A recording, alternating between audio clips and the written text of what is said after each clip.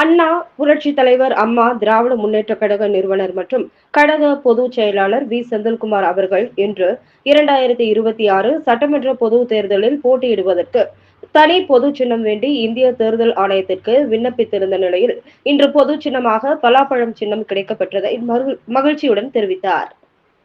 அனைவருக்கும் வணக்கம். அண்ணா புரட்சி தலைவர் அம்மா திராவிட முன்னேற்ற கழகத்தில் 2020ஆம் ஆண்டு தேர்தல் ஆணையத்தில் பதிவு செய்யப்பட்ட பின்பு 2021ஆம் ஆண்டிலிருந்து நடைபெற்ற அனைத்து தேர்தல்களிலும் பலாப்பழம் சின்னத்தில் களம் கண்டோம்.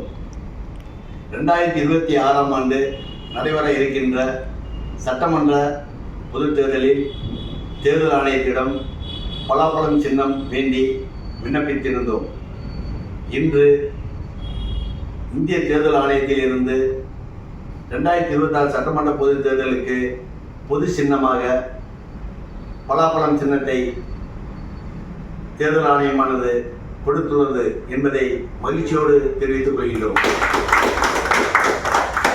இன்னும் ஓரிரு நாட்களில் 2026ஆம் ஆண்டு நடைபெற இருக்கின்ற பொது தேர்தலுக்கான வேட்பாளர்கள் அறிவிப்பு இன்னும் ஒரு சில நாட்களில் முதல் கட்ட வேட்பாளர்கள் அறிவிப்பு அறிவிக்கப்படும் என்பதை மகிழ்ச்சியோடு தெரிவித்துக் கொள்கிறேன். நமது வெற்றியின் சின்னம் பலாப்பழம். பலாப்பழம் சின்னத்தில் அனைவரும் வாக்களித்து அமோக வெற்றி பெற செய்யுமாறு அன்போடு கேட்டுக்கொள்கின்றேன். நன்றி, வணக்கம்.